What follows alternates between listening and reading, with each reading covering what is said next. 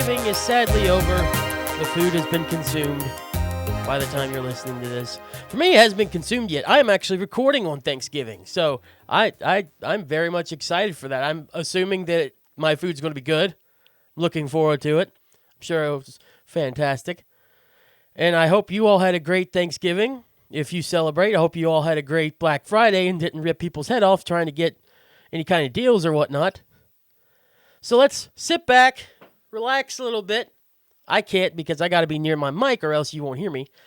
And let's talk about some news and whatnot in the gaming world. Hello, welcome to OMO. I am Keith. On my own.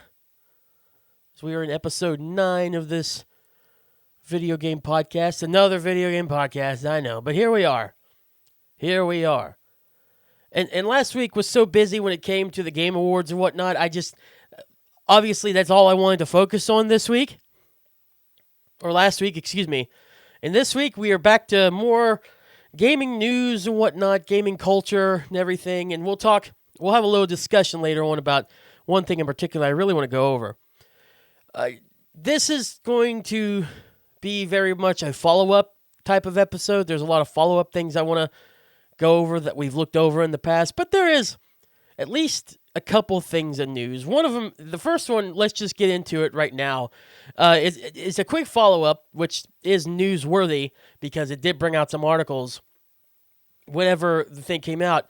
So 2 weeks ago, I brought up that from an image from Eurogamer from Facebook mentioned that a lot of third-party Switch 2 docks would stop working out of nowhere. It was during an update that the Switch 2 had, and all of a sudden just a metric ton of spoilers for later on the show, we'll be talking about Steam, but a bunch of third-party Switch 2 docks just automatically stopped working. Well, it was November 18th that Eurogamer actually followed up with this with a statement from Nintendo. You can look at Eurogamer's website right now, Eurogamer.net. The article that they posted about this with the statement, the article is called Nintendo has no intention to hinder or invalidate legal third-party dock compatibility following latest Switch 2 update. This in particular is by Ed Nightingale from Eurogamer.net. The direct quote, I got it from two different things. I also have the version of it from IGN because they updated it a little bit. The version from IGN is called Nintendo denies suggestion it deliberately broke third-party Switch 2 dock compatibility after scores of users report issues following latest console update. I just want to point out that the Eurogamer one has a direct quote in their statement, and then the IGN one just to me just sounds very much more dramatic. They deny it as scores of people report issues. Journalism, man, you gotta love it. Or not, I don't know. The direct quote from Nintendo goes like this. I'm just going to read the direct quote. Both of them are stated in both these articles. Nintendo Switch 2 outputs audio-visual once it detects that it is docked into a Nintendo Switch 2 dock. And continues, Nintendo Switch does the same, outputting audio visuals once it detects that it is docked into a Nintendo Switch dock. Nintendo does not have any intention to hinder or invalidate legal third-party dock compatibility. The Eurogamer article basically sums it up that this just seemed unintentional by Nintendo. Or at least that's what they're saying that it was, basically. It was just an unintentional update glitch. Wasn't supposed to happen. While they do sell their own docks for the Switch 2, which, by the way, $124.99 US dollars. Just throwing out the price for a Switch 2 dock, which is insane. Oh my God. They do not seem to want to take away from people to use third-party ones. So it's at least good that they're saying, like, hey, we didn't want that to happen. You know? We didn't want you to not be able to use third-party ones. It was just an accident. It was a mistake. But IGN makes a great point, is that their comments on this seem very ambiguous. Also, they keep on saying that, oh, well, we have the Switch 2 can hook up to audio-visual things once it connected to docks, so it does a Switch 1. Yeah, sure can. Are you going to give a reason why this happened?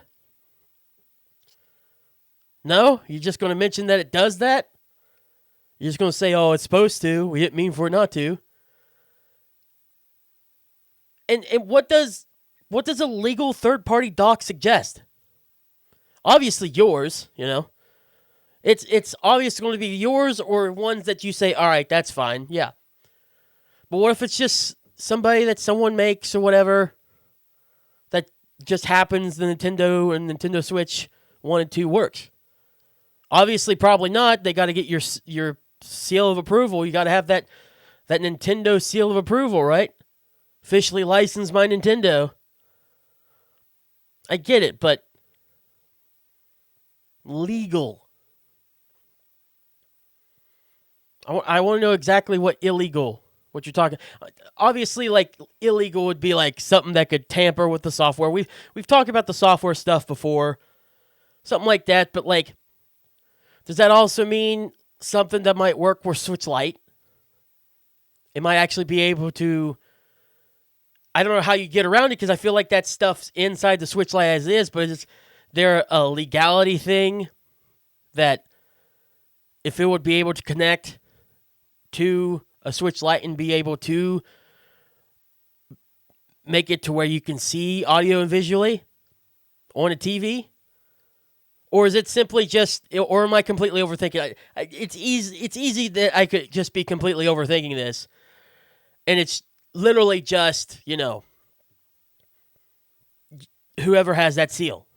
Which is fine, you know. It's yours. I get it, 100%. But this is, now we're going back to the argument of hardware versus hardware, or not hardware versus anything, but hardware, don't you own it? Why can't you use your own hardware for your own hardware? As long as it doesn't interfere with the software.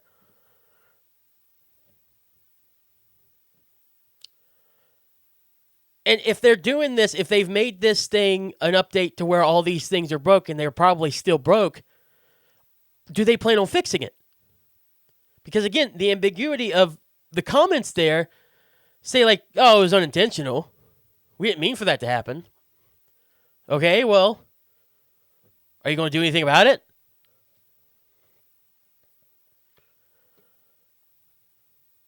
Are you going to fix it?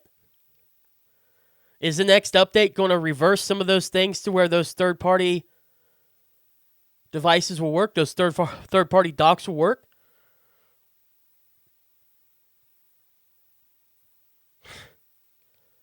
Interesting first comment from the 14th of November. So this was before the update to the original IGN article. Comments are interesting, but this one's pretty funny. It's Kenkuma says, surprised Nintendo didn't prick the Switch 2 consoles for using third-party docks, claiming it's unauthorized.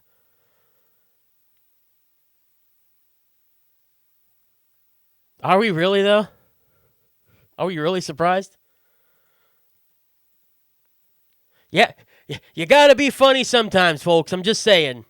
Don't get mad at me. Nintendo's the one that doesn't want you to use third-party anything, it seems like. Or they don't mind the docks. It wasn't their intention to invalidate those legal ones. Nintendo does what Nintendo does.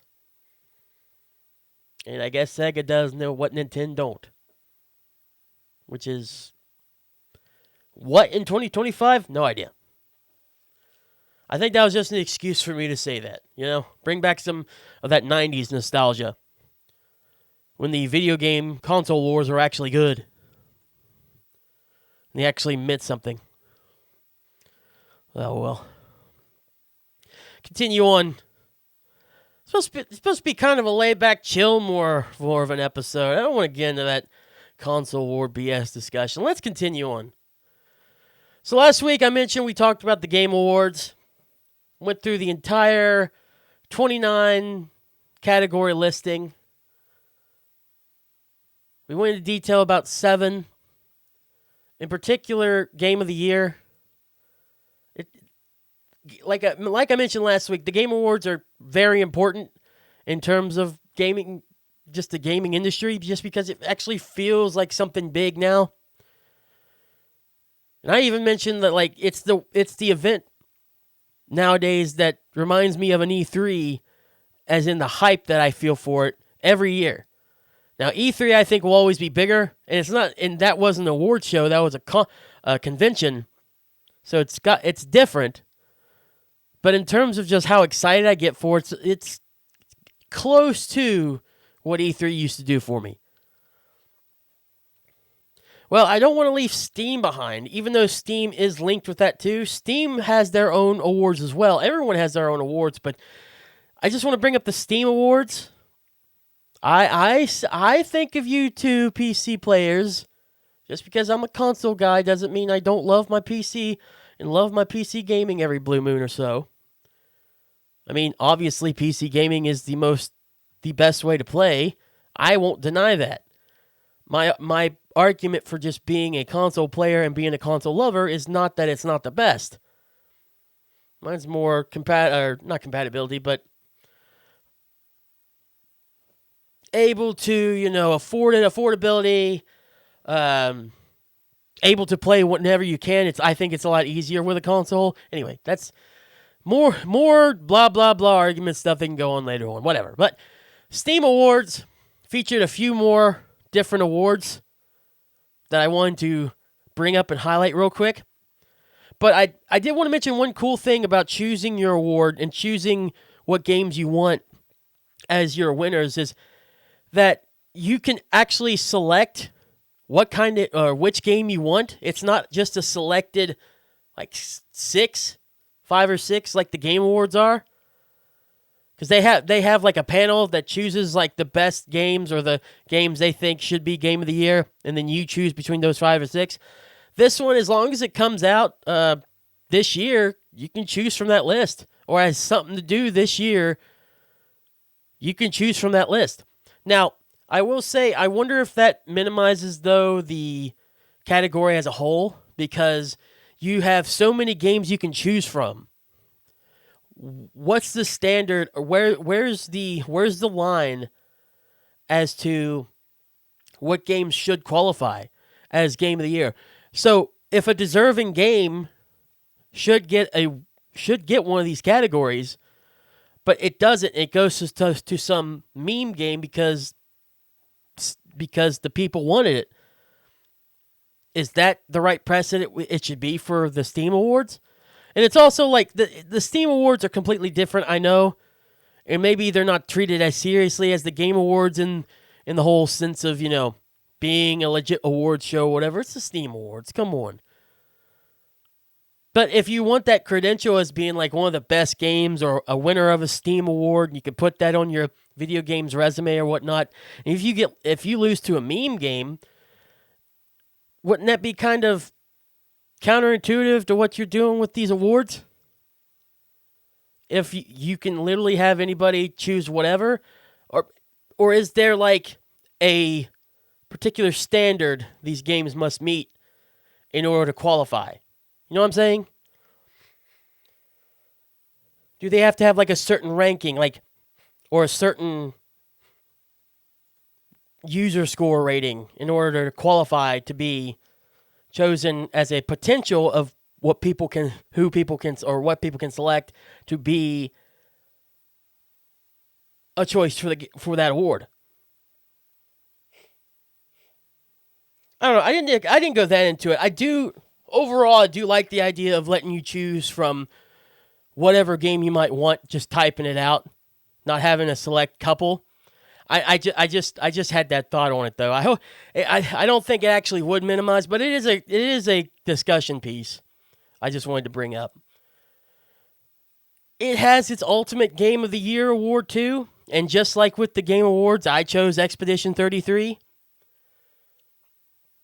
I feel like everywhere Expedition 33 is just going to wipe the floor with everything. Everything this year. But I wanted to try to be a little different, and I didn't choose all of them. Like, I didn't do VR. I didn't do Best Score this time around. I just wanted to do the categories that were kind of different other than Game of the Year. So here are the ones that I highlighted, the other ones that I highlighted that I wanted to bring up and that I voted for.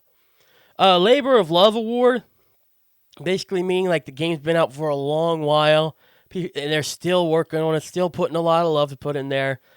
And there's a lot of games you can choose from, you know. There's Baldur's Gate 3. You know that was a game that I saw that came up probably one of the first. Elden Ring, in a lot of sense, too, is getting worked on and whatnot. There are so many games, but the one game I always come back to every year when it comes to this labor of love, and they're still putting stuff out for it, for free, by the way, is No Man's Sky.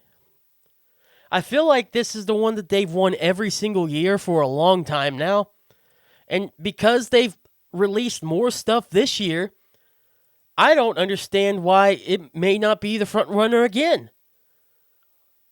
And it's so crazy because in 2016, it was such a massive failure for Sony and such a massive failure for Hello Games and whatnot. But ever since, they've got so much goodwill in the game. The game is a complete 180 of what it used to be. And it was a complete 180 of what it used to be like 5 updates ago. You know, this isn't new for No Man's Sky to be considered a labor of love. Now it's so much a labor of love. It's like, guys, you can work on something else. Are you not profitable? How are you profitable at this point?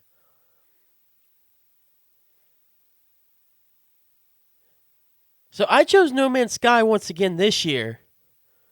Could it go somewhere else? Absolutely, but I had to go with No Man's Sky. To me, there's no other game like it that's been such a labor of love since it came out, that started such on a downward spiral there. And they've just picked the ball up, the dirty ball up, and just went forward as best as they could. And I think they've done a hell of a job. Better with Friends Award. This game just cracks me up anytime I saw content from it. I watch a lot of, I don't watch a lot of Twitch. I don't know.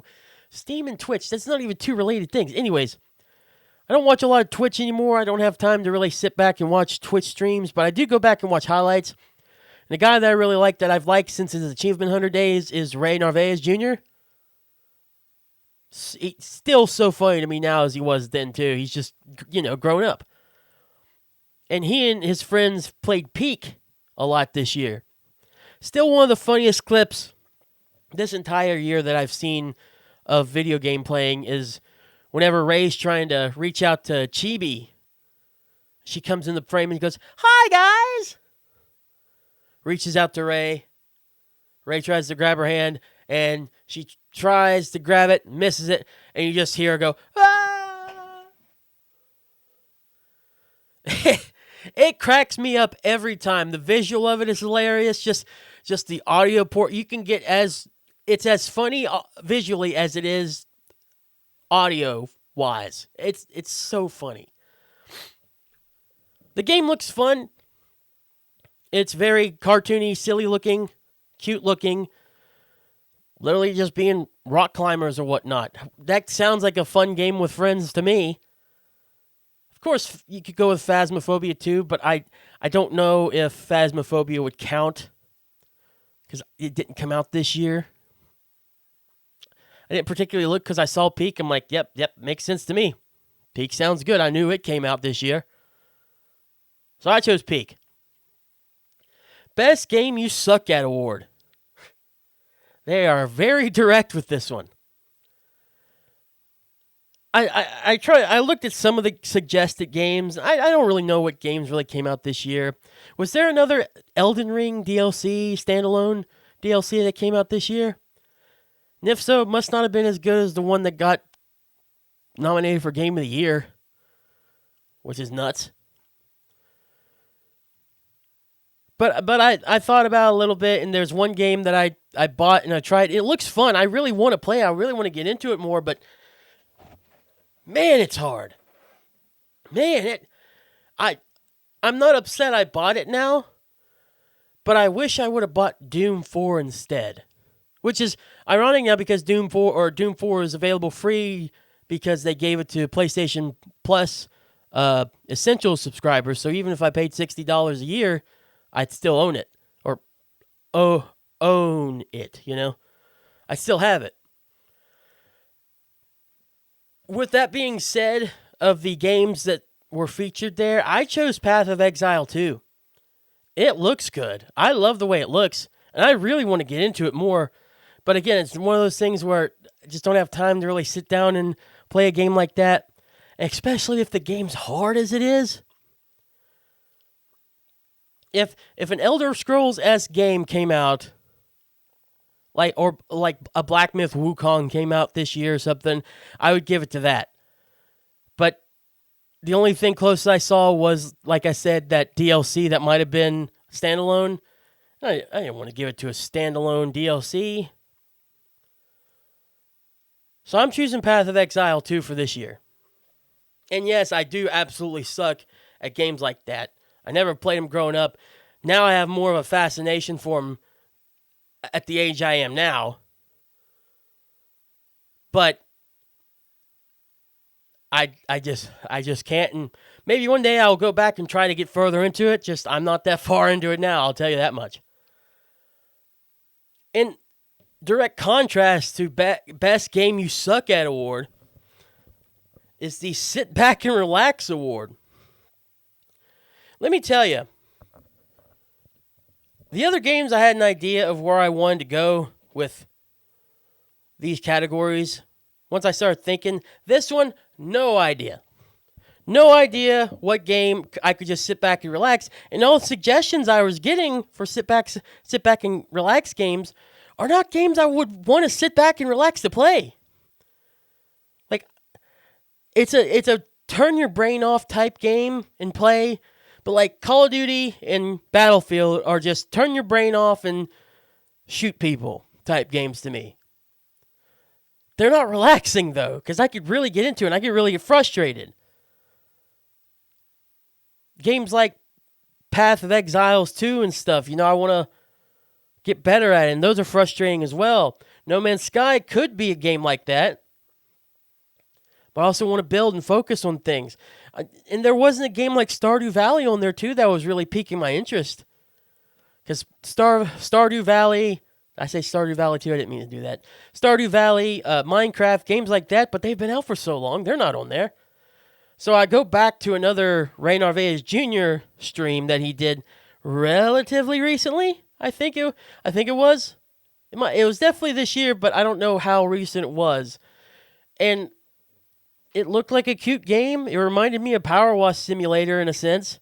And yeah, Power Wash Simulator 2 was an option, but I didn't want to choose Power Wash Simulator, which I'm assuming that one's going to win even if it's the sequel.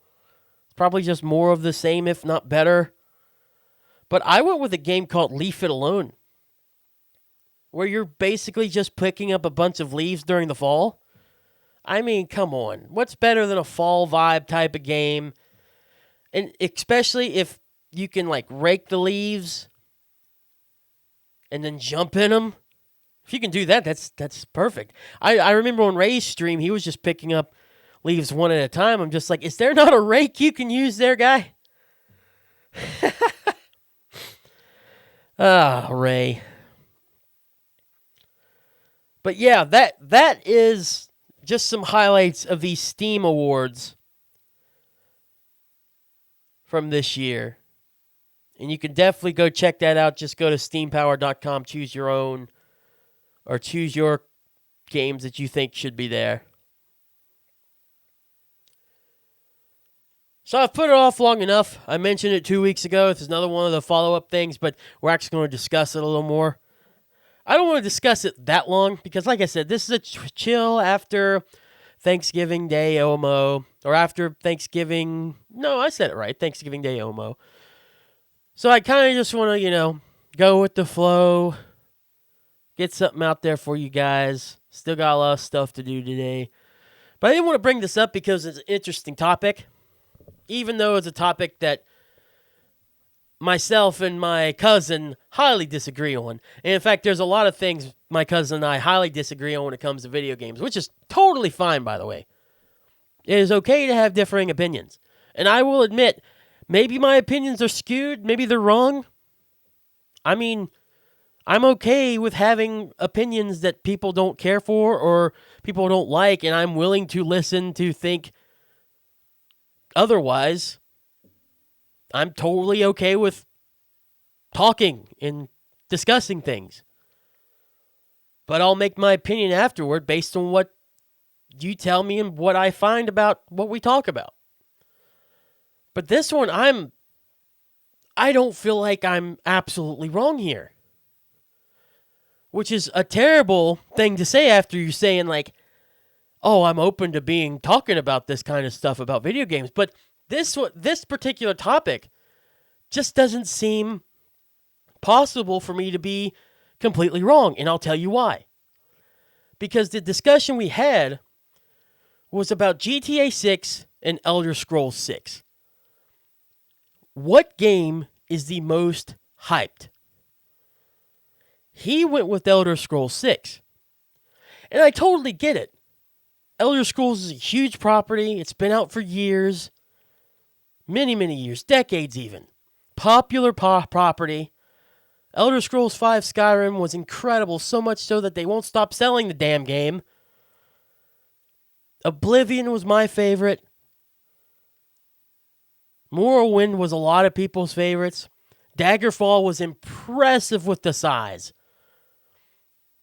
And just Redguard and all the games are just classics. The lore in the games are some of the best lore in video game history. There's a reason why these games are the biggest and the best in terms of being like, D&D-esque. That fantasy setting, there's a reason why. What Bethesda has done with the Elder Scrolls is quite impressive. In almost complete difference to what they've done with Fallout, which can be argued. I like Fallout the way it is, but it used to also be better, even under them. Overall, Elder Scrolls is just really good. There could be improvements here and there, and it seems like since Morrowind and Oblivion that they haven't really improved. Skyrim was more mainstream catching than it was that regular RPG feel especially compared to Morrowind. But compared to Oblivion, they went so more mainstream with it. Better combat and whatnot, which is odd because the way you chose stats and built up your character stuff or whatnot was just weird. For a mainstream audience, it was weird how they did it. But that one was supposed to be mainstream. This is what we're talking about, though. This is my whole argument. The general hype is definitely there with Elder Scrolls fans. And after Elder Scrolls 5 came out for the general audience, more general public type game, which they were trying to do and trying to reach, completely understandable if you think Elder Scrolls was hyped more than any other type of game. It'd be more hyped than what Cyberpunk would have been. Absolutely more hype. I would compare it more to being, I think there's a better argument if you want to say Elder Scrolls 6 is more hyped up than The Witcher 4. Now, The Witcher does have its own series. It comes from a book, blah, blah, blah. It has more public appeal, but I do think there would be an argument to be made between Elder Scrolls 6 and Witcher 4. I think that's a much more equal argument as which one is hype. And I don't think I could choose. I think it would end up being The Witcher still being more than Elder Scrolls, but it would be much, much closer, and I could be swayed either side.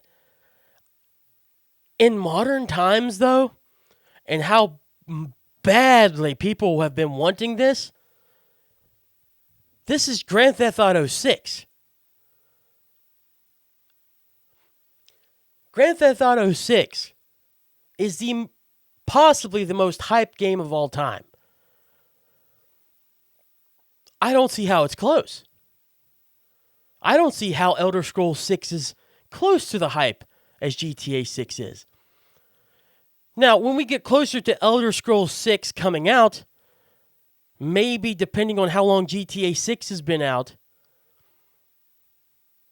and how much longer it's going to take Elder Scrolls 6 came out, because I believe they're already working on Fallout 5. I believe Fallout 5 is coming out first and then Elder Scrolls 6. And if that's the case, oh my God, it'll be forever that we get Elder Scrolls 6. It'll be forever more. Even though it should be Elder Scrolls 6 coming out next. You'd think.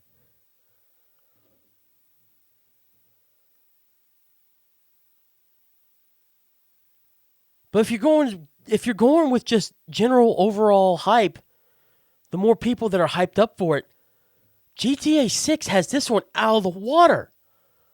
Look at the sales of the two games.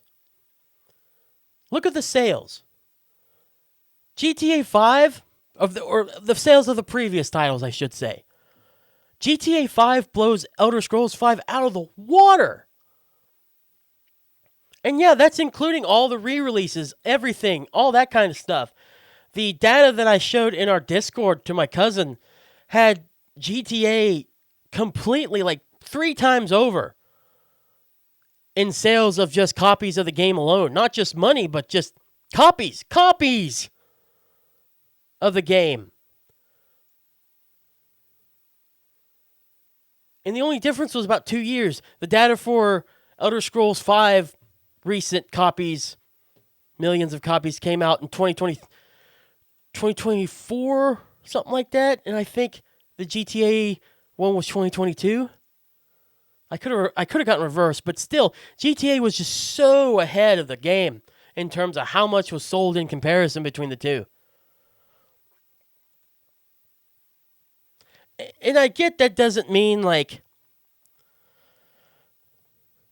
doesn't generate hype, whatever, but sales show how many people are playing the games. And I just think there's a lot more people playing GTA over Elder Scrolls.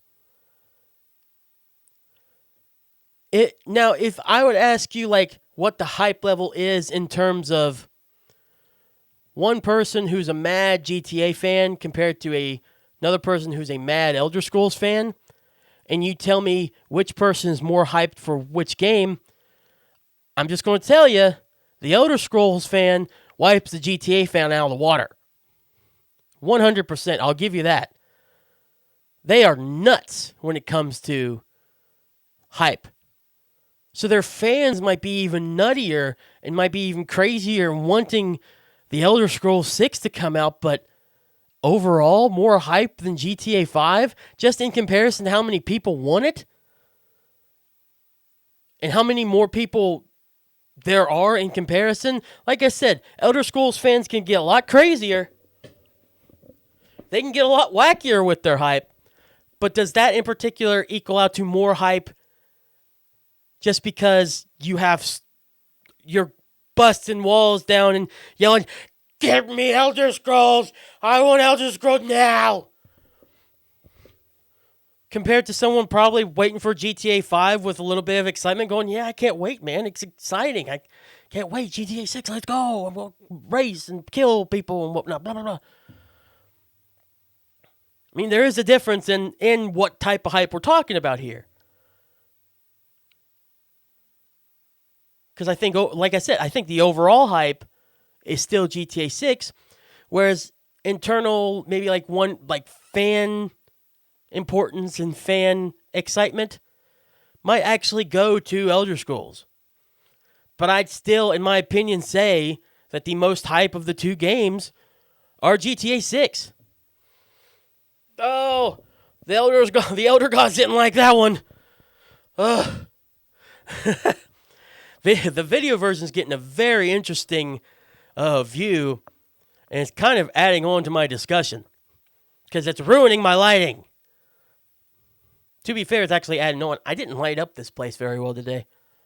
I just wanted to be quick to the point. Boom! Have an episode done. And what's great about this though is that it's very opinion based. I don't have to be wrong thinking that GTA 6 is more hyped up.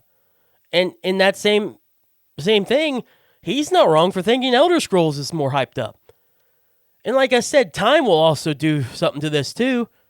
By the time Elder Scrolls 6 comes out in comparison to when GTA 6 comes out, it might actually be more hyped up. But for now, especially whenever GTA 6 is a year away, and also who's talking about GTA 6 in the realm of pop culture? Like, I keep on mentioning that Verge article. It was mentioned on The Verge, for crying out loud. They don't talk about games. Not until they need to. And GTA 6 is... Grand Theft Auto itself is almost like way more than the video game industry is anymore. It's kind of its own thing. It's kind of its own big deal.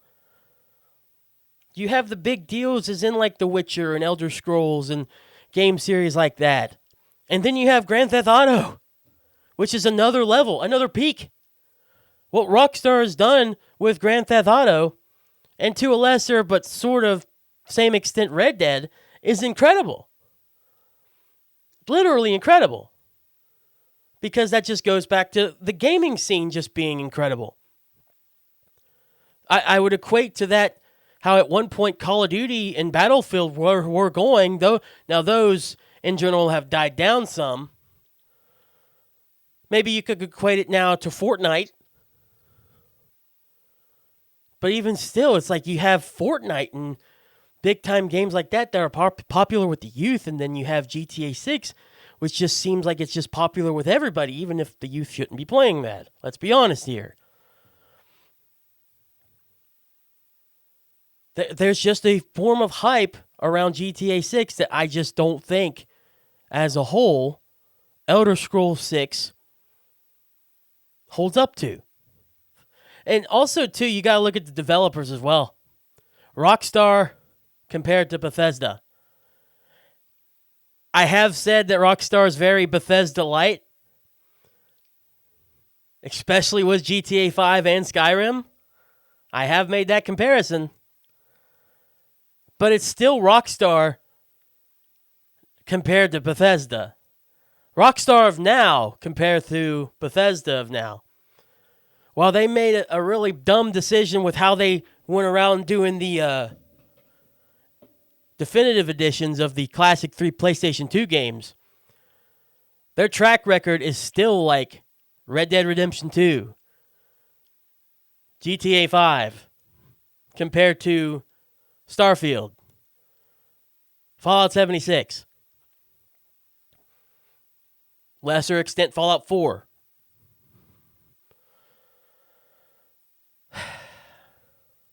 There is a gap there of good quality games. And I call them Bethesda-like just because they keep re-releasing friggin' games from the past so much. Re-releasing GTA 5 just like Elder Scrolls 5 gets re-released. It's really crazy how these two games in particular are like one another in a lot of sense. But there's one that's far better than the other. Yeah, Elder Scrolls 6, or Elder Scrolls 5 doesn't have an online mode like GTA Online. But they do have the Elder Scrolls Online, which is it's different. I know it's different. Don't come at me. There's a reason why one is sold so much more than the other.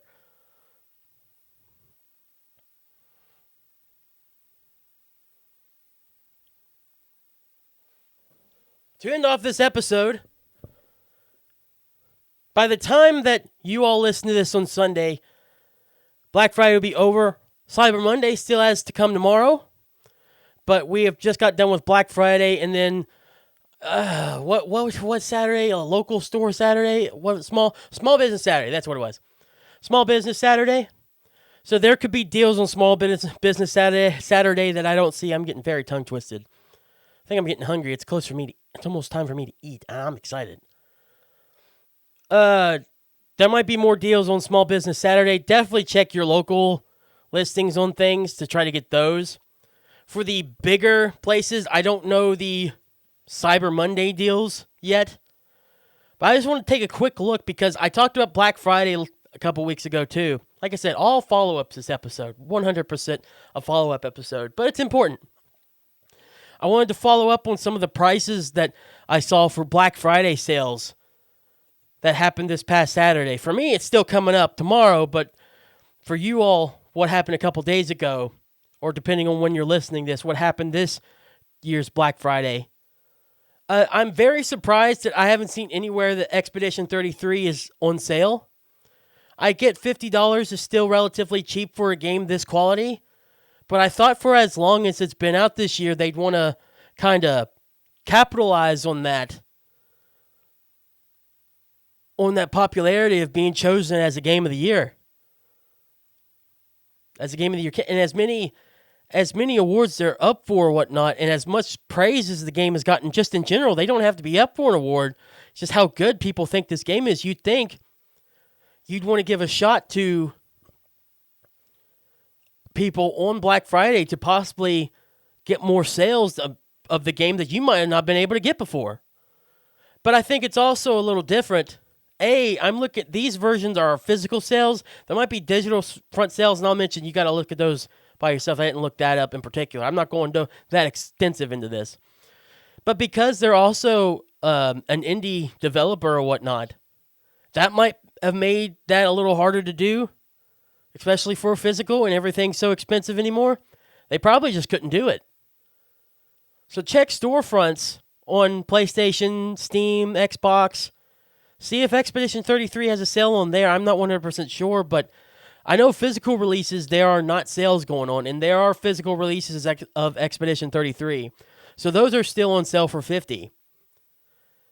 PS5s are back down to pre-tariff prices, which is both good and hilarious that now we're looking at prices for the PS5 just 5-6 years into their lifespan, just the same as they were 5-6 years ago.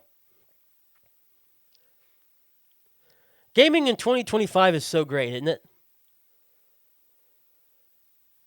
They might actually be about $50 cheaper than what they were when they first came out. I can't remember if the Slim was $450 or $4, but I know the PS5 Slim kind of hit me like a ton of bricks. It's like, man, that's still $400 for the Slim. But the PS5 Pro is about $50 cheaper than what it would have been prior to the tariffs. Compared to the tariffs, they're $100 cheaper.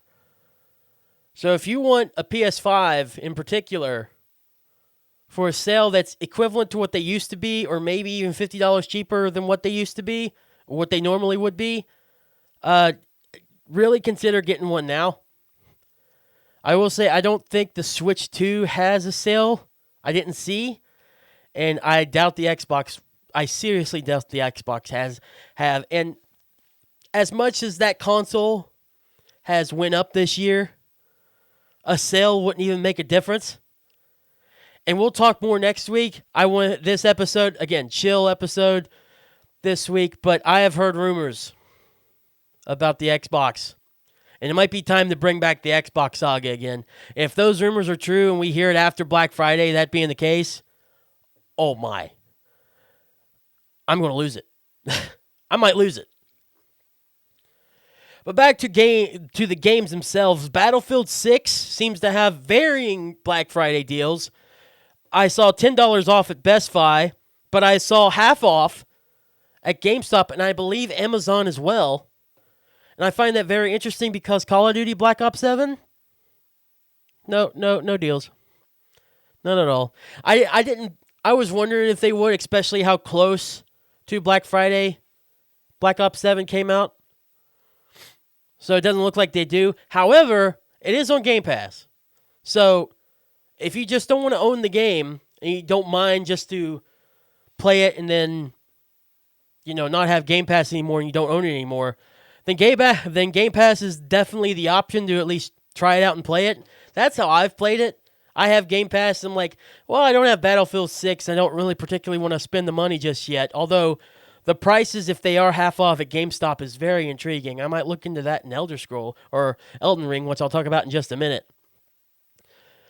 But if you do want to play Black Ops 7, Game Pass is the best option, honestly. Just try it on there and save the $70 and save yourself from people asking you, well, why didn't you just get Battlefield 6? Remember, 3 awards. 3 awards Battlefield 6 was nominated for Game of the Awards compared to none Call of Duty 7, Black Ops 7 was. I'm just saying, Sonic Racing Cross Worlds is $30 at Walmart, excuse me. So definitely save your money on getting Mario Kart World by like $50. Actually, if you don't even have a Switch 2, make it $500 because you'd have to buy the Switch 2 and then Mario Kart World for $80.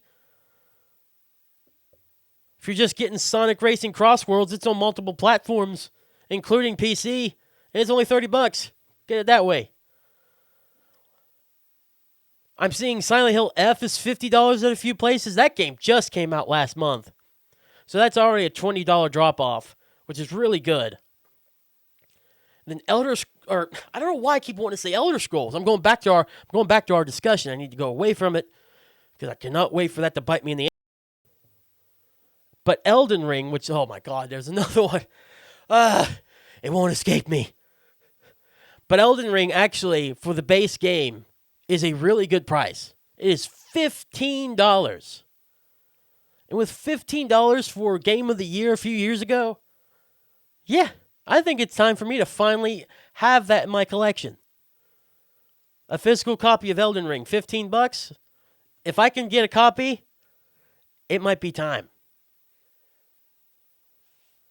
And just a reminder, just like I just said, like I mentioned, and just a reminder, like I just mentioned, also check out those digital storefronts for more deals.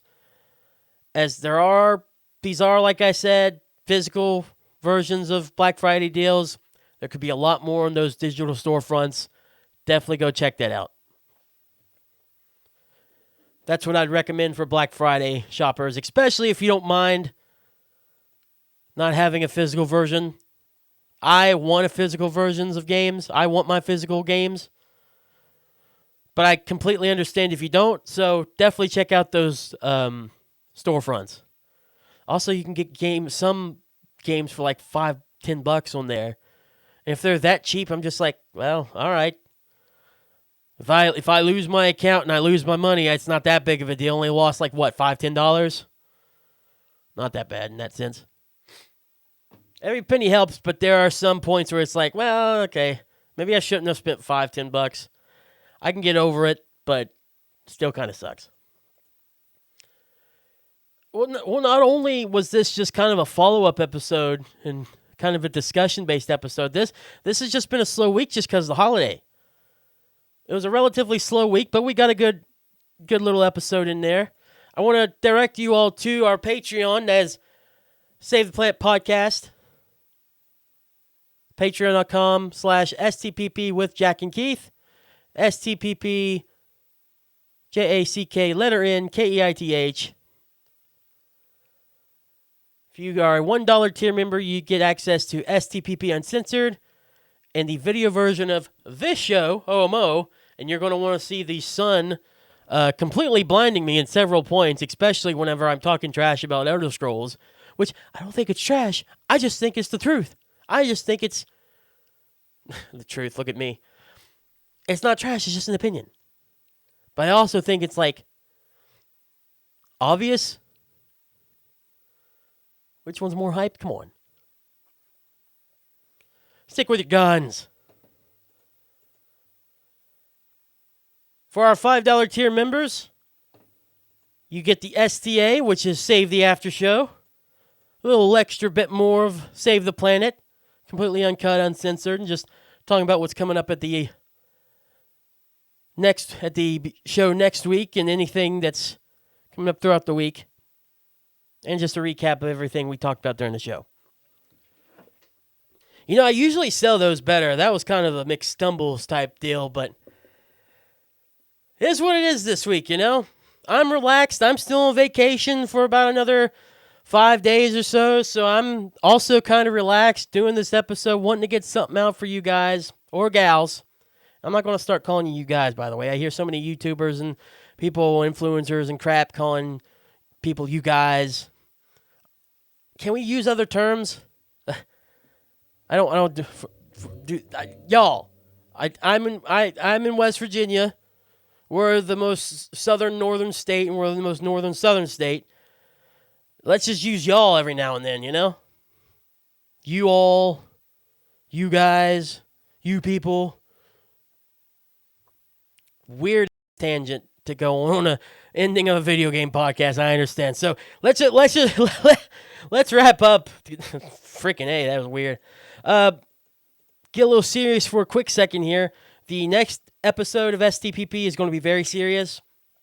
It is a topic I want to discuss. I'm not going to go into detail just yet. I will be throwing up a thumbnail either today or yesterday. The thumbnail for the next episode of STPP would have came up. So you'll know eventually this weekend, or you may already know what the topic is going to pertain to. But as of right now, while I'm recording and before the episode goes up, I don't want to bring anything too much up. I want you all to be interested in it because it is going to be a very serious topic that we go over. So that's it for me. I don't feel like I have much to edit out on this one. Hey. Yes, I edit some of these out. Get on to me later. And before I start rambling, because I already feel like I'm getting that way, time for me to go eat. So I'm going to get off. Happy Thanksgiving. I'm going to go enjoy mine now and then work on this episode later. I already got it in the can, so that's good. Thank you so much for listening, for watching if you're on the Patreon. We'll be back next week. And let me tell you, like I said again, if the Xbox saga continues with the rumors I've been hearing, oh my God, you will have to hold me down. It could be a very interesting week next week. I'm just saying. All right. Thank you all. I love your faces. Hope you had a happy Thanksgiving. Now let's get ready for the big boy. Christmas time's a comin', Christmas time to come in, Christmas time to come in. I'm going to get more games. Let's go! If there was ever a time to clip an episode of OMO, it would be that time right there. All right. Have a good day, everyone. Love your faces. Goodbye.